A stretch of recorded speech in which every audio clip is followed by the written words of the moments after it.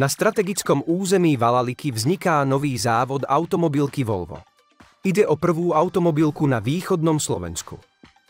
Areál sa nachádza južne od Košíc pri obci Valaliky. Nedaleko prebieha aj výstavba rýchlostnej cesty R2, ktorá tvorí obchvat Košíc. Stavebné práce zatiaľ postupujú podľa plánu. V súčasnosti je už ukončená prvá časť prvej fázy výstavby. Zrealizovaných je okolo 60% hrubej stavby. Spustenie výroby sa očakáva koncom roka 2026. Ročne sa tu vyrobí 250 000 elektrických vozidiel.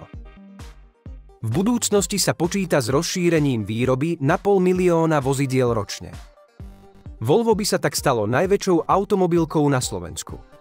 Automobilka prinesie celkovo 10 000 pracovných miest a ďalších 10 000 u dodávateľov. V tomto videu sa pozrieme na aktuálny stav celej stavby.